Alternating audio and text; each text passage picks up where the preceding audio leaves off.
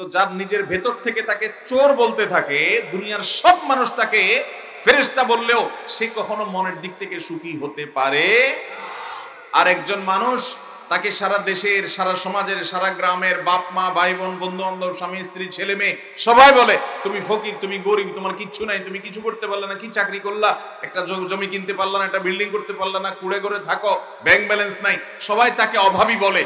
কিন্তু সে জানে জীবনে কখনো সে একটি অবৈধ টাকা কখনো ছুঁয়ে দেখে নাই, স্পর্শ করে নাই। তার ভেতরটা তাকে বলে যে তুমি সৎ ছিলা, এই জন্য মনের দিক থেকে সে সুখী হয়। মানুষ তাকে মনে করে আহারে লোকটা এত বছর চাকরি করছে কিছুই করতে পারে নাই, আহারে বেচারা এত বছর বিদেশ করছে কিছুই করতে পারে নাই, লোকটা এত বছর দোকানদারি করছে তেমন কিছু করতে পারে নাই।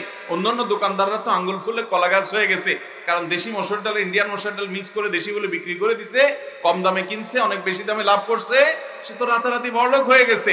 আর এই বেচারা জীবনে কিছু করতে পারে নাই, সবাই মনে করে সে কষ্টে আছে। তার ভিতর থেকে তাকে বলে যে সবাই সমাজের চুরি ডাকাতি কম বেশি করলেও আমি কখনো করি নাই। এই যে মনের ভেতর থেকে তার একটা আস্থা, একটা নির্ভরতা, নিজের প্রতি নিজের একটা আত্মতৃপ্তি থাকে যে আল্লাহ আমাকে কখনো অন্যায় পথে পরিচালিত করেন নাই, আমাকে আল্লাহ লোভ থেকে বাঁচিয়ে রেখেছেন।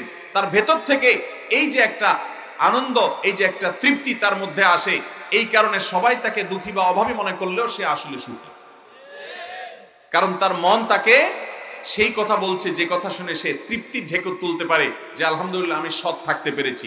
সমাজের সাধারণ স্রোত সবাই হারামের দিকে গেছে, আমি বিকল্প পথে আছি, ভিন্ন পথে আছি, সত্যের উপরে থাকার জন্য সংগ্রাম করে চলে গেছি। এই একটি কারণে সে হলো সুখী, সে হলো আসল সমৃদ্ধ মানুষ। এই জন্য যুবক ভাইয়েরা সৎ জীবনযাপন করার প্রতিজ্ঞা করবেন তো ইনশাআল্লাহ। কিন্তু সৎ হতে হলে আগে ভাগে শুনে রাখেন, বউটা যদি লাইন মতো পান তো ভালো, যদি না পান তাহলে কপালে দুর্গতি আছে। কারণ এই বউ আপনাকে রেখে চলেও যেতে পারে, যদি নাও যায় তাহলে নিয়মিত হয়তো আপনাকে খোঁচাবে।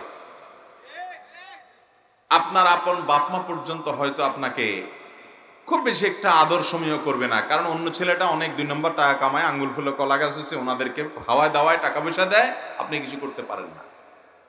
আমার মতো মৌলবী সাহেবও আপনাকে হয়তো খুব একটা বাহবা দিবে না, সাইড দিবে না, কারণ আপনার পয়সা কড়ি নাই। কিন্তু বিশ্বাস করেন, যার দেওয়া দরকার সে আরশ আজিমের মালিক ঠিকই আপনাকে গালিচা সম্বর্ধনা দেওয়াবে না আখিরাতে। অতএব সৎ থাকার প্রতিজ্ঞা করবো তো ইনশাআল্লাহ। আল্লাহ আমাদের সবাইকে সেই তৌফিক দান করুন। মুহতারাম হাজরিন, নবী করিম সাল্লাল্লাহু আলাইহি সাল্লামের কাছে এক ব্যক্তি অমুসলিমদের সাথে ছিলেন, রণাঙ্গনে যুদ্ধক্ষেত্রে অমুসলিমদের সাথে ছিলেন।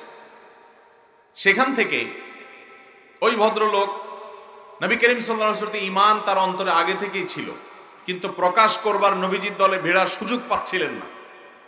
তিনি যুদ্ধক্ষেত্রে কাফেরদের, অমুসলিমদের, মুশরিকদের ছাগলের রাখালের দায়িত্ব পালন করছিলেন। ছাগল চড়ানোর ভান করে ছাগল সহ নবী সাল্লাল্লাহু আলাইহি সাল্লামের দলে এসে ভিড়ে গেছেন, ছাগল চড়ানোর ভান করতে করতে আগাইতে। এরপরে এসে কালিমা শাহাদা পাঠ করে ইসলাম গ্রহণ করেছেন। তার সাথে ছাগলগুলো আছে কাদের ছাগল? মুশরিকদের ছাগল।